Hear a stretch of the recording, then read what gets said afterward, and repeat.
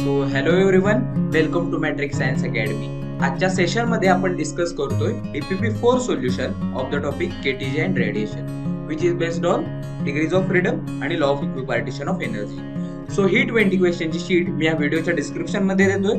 ती पहिल्यांदा तुम्ही सॉल्व्ह करा अँड देन जे डाऊटफुल असतील ते तुम्ही या व्हिडिओमध्ये येऊन बघू शकता. So guys, let start with the first question. So the first question is CV denotes molar specific heat of gas at constant volume and gamma दिलेला आहे is the adiabatic constant. Then universal gas constant R is given by. R ची value किती असेल असं त्यांनी विचारले. बरोबर, R ची व्हॅल्यू किती असेल. आपल्याला दोन फॉर्म्युले माहिती. दोन फॉर्म्युले कोणते? एक Mayer's relation that is CP minus CV is equal to R आणि दुसरा फॉर्म्युला कोणता? CP upon CV is equal to gamma. हे दोन फॉर्म्युले आपल्याला माहिती. बरोबर, काढायचं काय आहे? R ची व्हॅल्यू काढायची.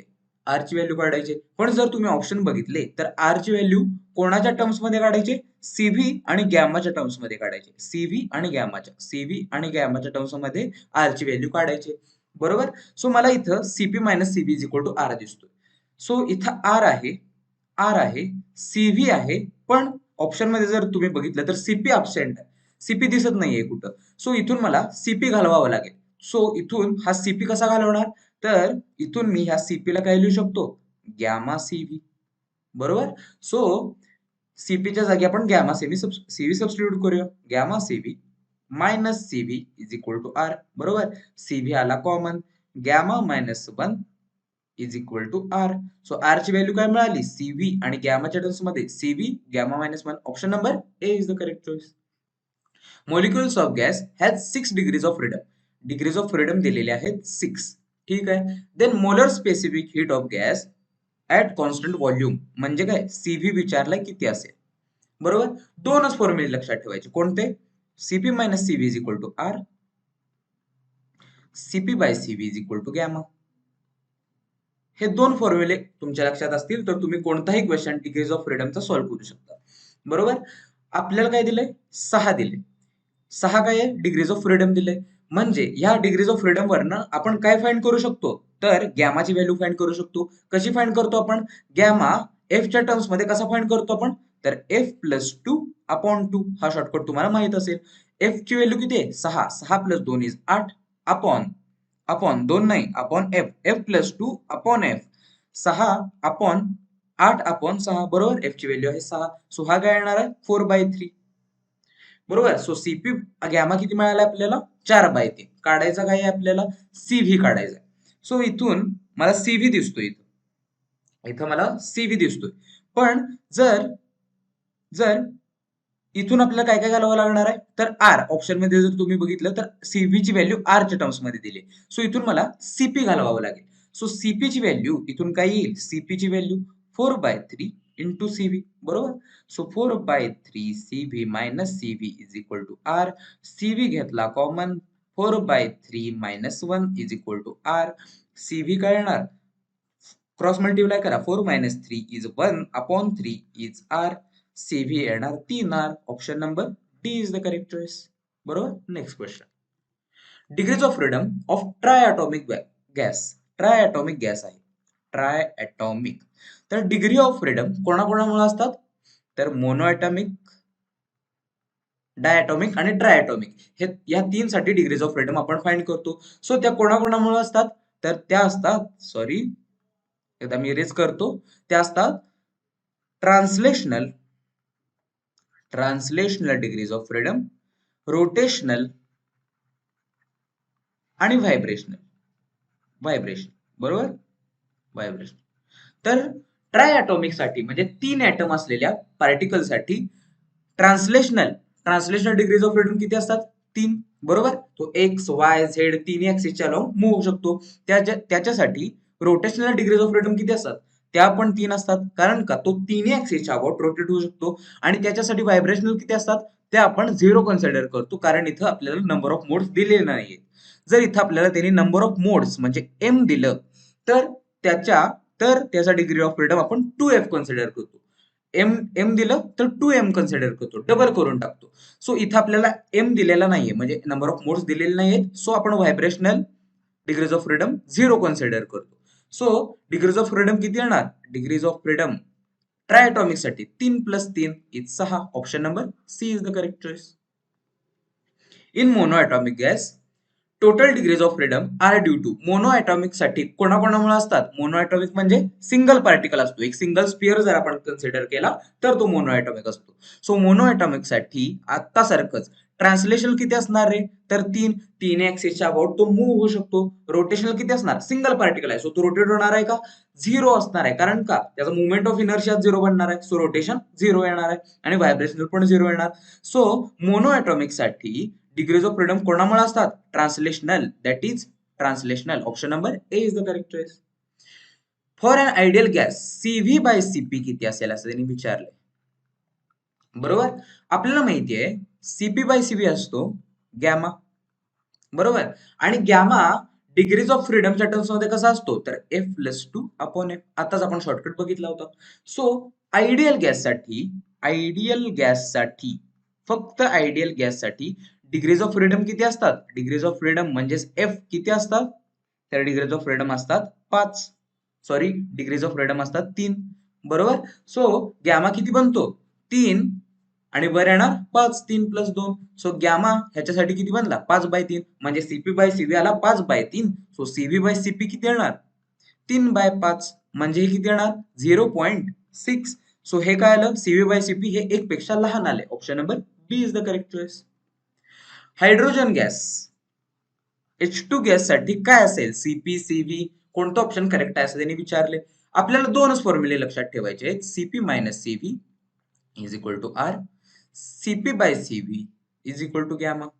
बरोबर, इथं मला दोन ऑप्शन मध्ये CV दिसत आहे, सो पहिल्यांदा मी CV काढतो.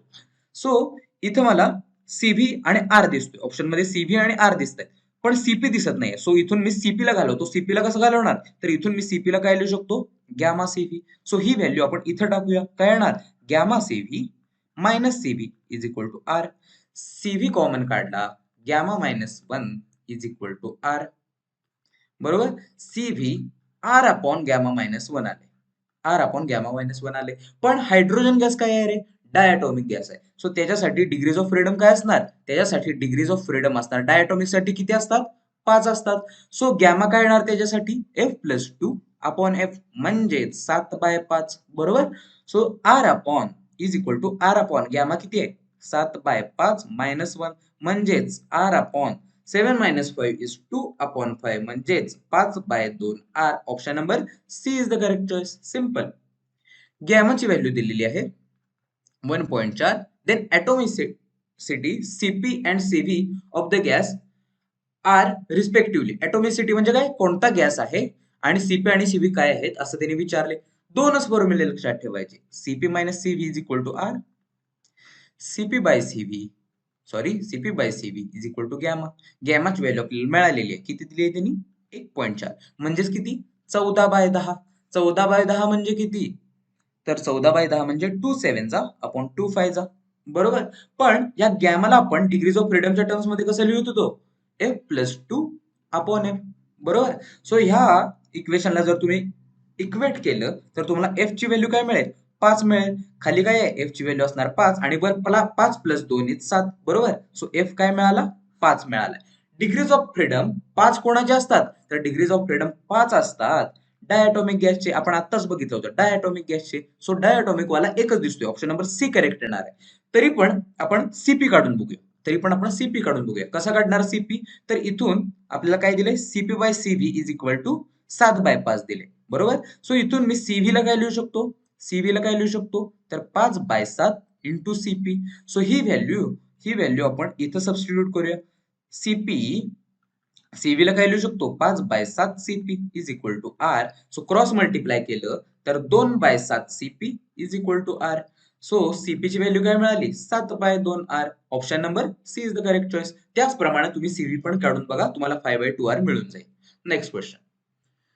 हायड्रोजन गॅस साठी CP - CV दिलाय A. ऑक्सिजन साठी दिलाय CP - CV B दिलाय. ठीक आहे. देन रिलेशन बिटवीन A आणि B काय असेल त्यांनी विचारले. आपल्याला माहिती आहे CP minus CV is equal to R. पण आर काय असतो रे? Universal gas constant. म्हणजे युनिव्हर्स मध्ये आर ची व्हॅल्यू ही कॉन्स्टंटच राहणार आहे. सो तुम्ही गॅस कोणताही घेतला, ऑक्सिजन घेतला किंवा हायड्रोजन घेतला तरीही आर ची व्हॅल्यू कॉन्स्टंट असणार आहे. सो ए ची व्हॅल्यू इथं पण आर असणार आहे आणि बी ची व्हॅल्यू इथं पण आर असणार आहे. सो हे दोन्ही एकमेकाला इक्वल असणार आहेत. A is equal to B. Option number B is the correct choice. During adiabatic process, the pressure of gas is found to be proportional to the cube of its temperature. Adiabatic process मध्ये काय सापडलं त्यांना? Pressure is directly proportional two cube of its temperature असं त्यांना मिळालं. तर CP by CV काय असेल असं त्यांनी विचारले. सीपी बाय सीव्ही काय असेल विचारले. सीपी बाय सीव्ही म्हणजे काय असतं आपल्याला माहिती आहे गॅमा. सो गॅमाची व्हॅल्यू त्यांनी बेसिकली विचारलेली आहे. आपल्याला माहिती आहे PV is equal to NRT, ideal gas equation. बरोबर. सो इथून या टेम्परेचरला, इथून तुम्हाला समजेल टेम्परेचर हे डायरेक्टली प्रोपोर्शनल आहे पीव्ही. बरोबर. एन आणि आर कॉन्स्टंट असतात. So pressure is directly proportional to टेम्परेचरला मी काय लिहू शकतो रे? PV. So PV raise to 3. बरोबर. So pressure is directly proportional to pressure cube volume cube. एक प्रेशरला एक प्रेशर गेला. Pressure square volume cube is directly proportional to constant. Constant राहिला ना पलीकडे कॉन्स्टंट. बरोबर. पण आपल्याला काय काढायचंय? गॅमा काढायचंय. सो आता मी इथं काय करतो नीट बघा. इथं मी जर स्क्वेअर रूट घेतला म्हणजे काय? रेस टू 1/2 केलं. इथं पण रेस टू 1/2 करावं लागेल. सो असं केल्यानं काय होईल? तर इथं प्रेशर राहील 2 आणि हाफ कॅन्सल होईल आणि व्हॉल्यूम रेस टू 3/2 राहील. मल्टिप्लाय करा आतमध्ये. Directly proportional to constant raise to 1/2 म्हणजेच काय? कॉन्स्टंट आहे त्याच्या रेस टू 1/2 म्हणजेच कॉन्स्टंट टर्म आहे त्याच्या रेस टू 1/2 इज कॉन्स्टंट. बरोबर. पण आपल्याला माहितीये त्याने काय दिले? ॲडियाबॅटिक प्रोसेस दिली. तुम्ही आता थर्मोडायनामिक्स मध्ये पुढच्या लेसन मध्ये शिकाल. ॲडियाबॅटिक प्रोसेस तुम्ही थर्मो मध्ये शिकाल. ॲडियाबॅटिक प्रोसेस मध्ये PV raise to gamma is equal to constant असतो. पीव्ही रेस टू गॅमा हा कॉन्स्टंट असतो. सो हे जर तुम्ही दोन टर्म इक्वेट केले तर इथून तुम्हाला गॅमाची व्हॅल्यू काय मिळेल? 3/2. Option number C is the correct choice. Simple. Option number C. Next question. The molar specific heats of an ideal gas at constant pressure and volume are denoted by CpCv. Gamma is Cp by Cv दिलाय आपल्याला. हा formula तर माहिती आहे. R is universal gas constant. Then Cv is equal to विचारले. Cv ची value काय असेल असं त्यांनी विचारले. दोन फॉर्म्युले माहित पाहिजे. कोणते? Cp minus Cv is equal to R आणि Cp by Cv is equal to gamma. बरोबर. काढायचं काय आहे? Cv काढायचं आहे. सो इथून मी या Cp ला गायब करून टाकतो. कसं गायब करणार? तर इथून मी Cp ला काय लिहू शकतो? Gamma Cv. बरोबर. सो Cp ला काय लिहायचं? गॅमा Cv लिहिलं minus Cv is equal to R. बरोबर. Cv कॉमन घ्या. Gamma minus 1 is equal to R. Cv ला काय लिहू शकतो? R upon gamma minus 1. Option number A is the correct choice. Simple question होता. फॉर अ मोनोएटॉमिक गॅस ऐकले पाहिजे तुम्हाला. तर मोनोएटॉमिक गॅस साठी डिग्रीज ऑफ फ्रीडम किती असतात? 3 असतात. हे पहिल्यांदा तुम्हाला कळलं पाहिजे. बरोबर. आता डिग्रीज ऑफ फ्रीडम दिली आहेत. क्वेश्चन मी वाचतच नाही. डिग्रीज ऑफ फ्रीडम दिली आहेत म्हणजे आपल्याला काय कळेल? गॅमा कळेल. गॅमा कसा मिळणार? F+2 upon F. बरोबर. म्हणजे 3 + 2 इज 5 अपॉन 3. गॅमा मिळाला. विचारलं काय आता ते बघूया. Molar specific heat at constant pressure divided by molar specific heat molar gas constant R काय येईल असं त्यांनी विचारले. सीपी बाय आर थोडक्यात त्यांनी विचारले. दोनच फॉर्म्युले माहित पाहिजेत. कोणते कोणते? CP minus CV is equal to R. CP by CV is equal to gamma. Sorry R लिहिला मी. CP by CV is equal to gamma. काय काढायचंय? सीपी बाय आर काढायचं. बरोबर. सो इथून मी या सीव्ही ला काय लिहू शकतो रे? सीव्ही ला काय लिहू शकतो? CP by gamma. असं का केलं? कारण मला इथून सीबी ला घालवायचंय. सीपी आणायचंय. सीपी पाहिजे ना आपल्याला. सीपी बाहेर पाहिजे. सो इथून मी या सीबी ला घालवून टाकतो. कसं घालवणार? तर सीबी ला सीपी बाय गॅमा लिहिलं. सीपी बाय गॅमाची व्हॅल्यू किती आहे? 5/3. म्हणजे उलटा गेला तर 3/5 होणार आहे. खालचा वर गेला. बरोबर. 3/5 सीपी आली सीबी ची value. So CP minus CV ला काय लिहितोय आपण? 3/5 CP. 3/5 CP is equal to R. CP common काढला. क्रॉस मल्टिप्लाय केलं. 5 - 3 is 2 upon 5 is R. So CP काय काढायचंय? CP बाय R काढायचंय. सो CP बाय R ला खाली आणलं. 2/5 ला त्या बाजूला नेलं तर 5/2 म्हणजेच किती? 2.5. Option number A is the correct choice. For a gas gamma दिलेला आहे 7/5. गॅस कोणता आहे विचारलंय. कसं काढणार? आपल्याला माहिती आहे गॅमा डिग्रीज ऑफ फ्रीडमच्या टर्म्स मध्ये काय असतो? F+2/F. शॉर्टकट माहिती आहे. सो हा किती दिलाय? 7/5 दिलाय. सो ह्या जर तुम्ही दोन्हीला इक्वेट केलं तर इथून तुम्हाला कळेल F ची व्हॅल्यू किती आहे? 5 आहे. म्हणजे डिग्रीज ऑफ फ्रीडम आहेत 5. डिग्रीज ऑफ फ्रीडम 5 कोणाचे असतात? Diatomic gas. डायॲटॉमिक गॅसचे. आता ह्यापैकी कोणता डायॲटॉमिक आहे हे बघायचं आहे. हेलियम आहे He, argon Ar, hydrogen H2 आणि निऑन ह्यांच्यापैकी डायॲटॉमिक कोणता आहे? H2 मला इथे दिसतोय. Option number C is the correct choice. And आहे वॉकिंग ऑन हॉरिझॉन्टल सरफेस. एक ही शीट असेल समजा, हॉरिझॉन्टल सरफेस जमीन असेल समजा, त्याच्यावरून एक अँट आहे ही मूव्ह होते. डिग्रीज ऑफ फ्रीडम त्या अँट साठी किती असतील? तर अँटला अँटला किती डिग्रीज ऑफ फ्रीडम आहेत मूव्ह व्हायसाठी? तर ती एक्स ऍक्सिसच्या अलोंग मूव्ह होईल किंवा वाय ऍक्सिसच्या अलोंग ती मूव्ह होणार आहे. झेडच्या अलोंग मूव्ह होणार आहे का? नाही होणार, कारण का? प्लेन आहे. प्लेन वरती कुठं आला झेड ऍक्सिस? सो प्लेन वरती दोनच ऍक्सिस आहे. Option number B is the correct choice. Axis दोन आहेत, सो ती दोन ऍक्सिसच्या अबाउटच कुठे पण मूव्ह होऊ शकते. सो त्याच्यासाठी डिग्रीज ऑफ फ्रीडम किती येणार? 2. सिंपल. आर बाय सीव्ही दिलाय. R by CV 0.67. तर विचारलं काय? The gas is made. कोणता गॅस असेल विचारले? डायॲटॉमिक, मोनोॲटॉमिक, पॉलिॲटॉमिक. काढूया. दोनच फॉर्म्युले माहित पाहिजेत. Cp minus Cv is equal to gamma. Sorry, Cp minus Cv is equal to R आणि Cp by Cv is equal to gamma. बरोबर? त्यांनी काय दिलाय? आर बाय सीव्ही दिलाय. सो इथे मी एक काम करतो, इथं मी सगळीकडे सीव्ही न डिवाइड करतो. सीव्ही न डिवाइड करतो. सीव्ही न डिवाइड करतो. असं का केलं? कारण मला इथून कळतंय सीपी बाय सीव्ही ला मी काय लिहू शकतो? गॅमा लिहू शकतो. So gamma minus CV by CV काय येणार? 1 आणि आर अपॉन सीव्ही ची व्हॅल्यू तर आपल्याला माहिती आहे. किती दिली आहे त्यांनी? 0.67. म्हणजेच गॅमाची व्हॅल्यू इथून आपल्याला मिळेल किती येणार आहे? 0.67 प्लस 1 म्हणजेच 1.67. म्हणजेच किती? 1.67 ही गॅमाची व्हॅल्यू कोणाची येणार आहे? तर ही गॅमाची व्हॅल्यू येणार आहे 5/3 ची. तुम्ही डिवाइड करून बघा. ही याची व्हॅल्यू येणार आहे 5/3 ची. सो गॅमा मिळालाय 5/3. आता गॅमा डिग्रीज ऑफ फ्रीडमच्या टर्म्स मध्ये आपण कसा लिहितो? तर F+2/F. बरोबर? सो हे जर तुम्ही दोन इक्वेशन इक्वेट केले तर इथून तुम्हाला कळेल डिग्रीज ऑफ फ्रीडम किती मिळत आहेत तुम्हाला? 3. म्हणजे डिग्रीज ऑफ फ्रीडम 3 कोणाच्या असतात? मोनोॲटॉमिकच्या. सो गॅस कोणता आहे? Monoatomic. Option number C is the correct choice. For a gas, if ratio of Cp by Cv आहे gamma, then value of degrees of freedom काय असणार रे? तर आपल्याला माहिती आहे गॅमाला आपण डिग्रीज ऑफ फ्रीडमच्या टर्म्स मध्ये कसं लिहितो? तर F+2/F. बरोबर? काढायचं काय? Value of degrees of freedom काढायचं. सो गॅमाला डिग्रीज ऑफ फ्रीडमच्या टर्म्स मध्ये लिहिलं पहिल्यांदा.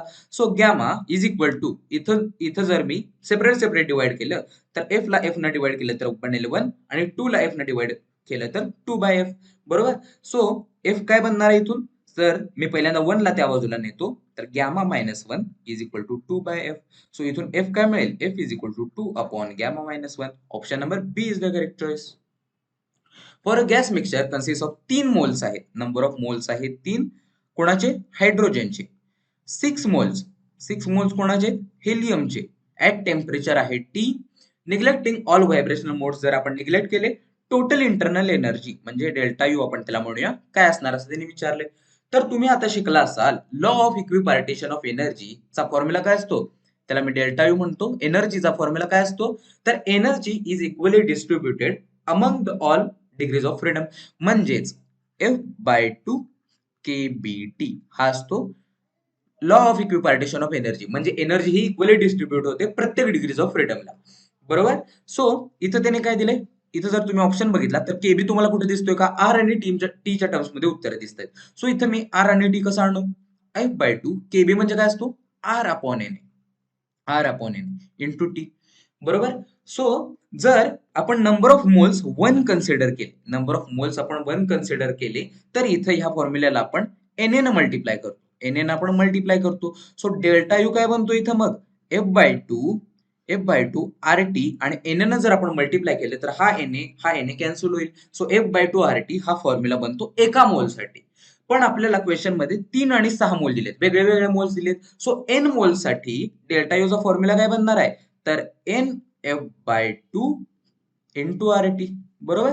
सो आता आपण कॅल्क्युलेट करू शकतो टोटल इंटरनल एनर्जी. सो ती कशी कॅल्क्युलेट करणार? तर टोटल इंटरनल एनर्जी ही कोणाकोणामुळे येणार आहे? हायड्रोजन मुळे प्लस हेलियम मुळे. Total internal energy due to hydrogen plus internal energy due to helium. So काय बनणार आहे, नंबर ऑफ मोल्स किती आहेत हायड्रोजनचे 3 into degrees of freedom. Hydrogen साठी किती असतात, डायटॉमिक आहे 5 degrees of freedom into RT by 2 plus plus helium साठी किती येणार, हेलियमचे नंबर ऑफ मोल्स आहेत 6 इंटू हेलियमचे डिग्रीज ऑफ फ्रीडम किती येणार, हेलियम आहे मोनो ॲटॉमिक साठी डिग्रीज ऑफ फ्रीडम असतात 3 आरटी बाय 2. बरोबर. सो हे कॅल्क्युलेट करा, सिंपल आहे आता. सो हे काय बनणार आहे, 5 3 जा 15/2 इज 7.5 आरटी प्लस 2 1 जा 2 2 3 जा 6 9 आरटी. सो हे टोटल काय बनणार आहे, 9 + 7 is 16/5 RT. Option number D is the correct choice. If the degrees of freedom of the gas are Cp by Cv is given by, simple Cp by Cv विचारलेला आहे. आताच आपण बघितलं Cp by Cv म्हणजे काय असतो, gamma. गॅमाला आपण degrees of freedom answer option जर तुम्ही बघितले तर एफ च्या टर्म्स मध्ये उत्तर दिले. सो गॅमाला आपण कसं लिहितो, एफ च्या टर्म्स मध्ये f+2/f.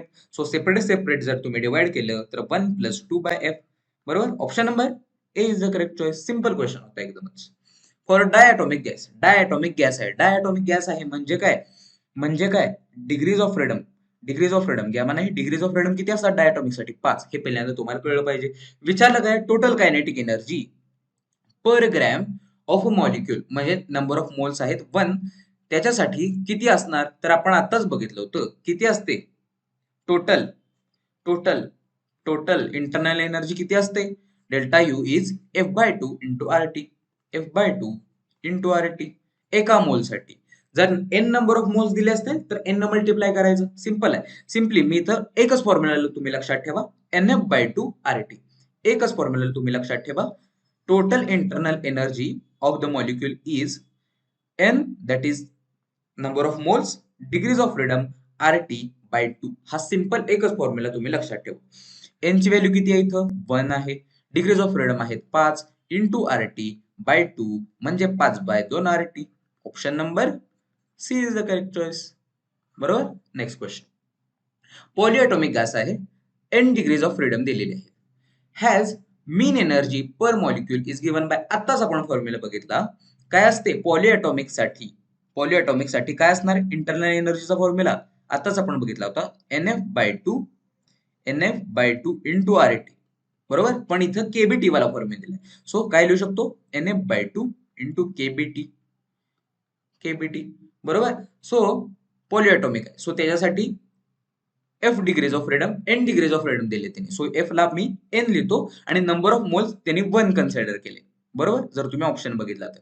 सो डेल्टा यू किती येणार आहे, n ची व्हॅल्यू आहे 1, f degrees of freedom, f ला त्याने काय म्हणले, n degrees of freedom, n kBT by 2. So n/2 kBT. Option number C correct बनणार आहे. बरोबर. Next question. Kinetic energy associated with 1 degrees of freedom, एका डिग्रीज ऑफ फ्रीडम साठी किती असणार, त्या फॉर्म्युला काय आहे, formula f/2 kBT. NF/2 kBT. Number of moles त्यांनी 1 कन्सिडर केलाय. बरोबर. So f/2 degrees of freedom कोणासाठी, 1 degrees of freedom. So 1/2 kBT. Option number C is the correct choice. बरोबर. सो हे सिंपल क्वेश्चन होते जे आपण पाहिलेले आहेत डिग्रीज ऑफ फ्रीडम आणि इक्विपार्टिशन ऑफ एनर्जी वरती. सो जर काही डाऊट असेल, जर एखादा क्वेश्चन समजला नसेल तर तुम्ही कमेंट सेक्शन वरती कळवा आणि व्हिडिओला प्लीज लाईक करा, शेअर करा आणि सबस्क्राईब करा. सो आता आपण भेटूया नेक्स्ट सेशन मध्ये. Till then, thank you so much.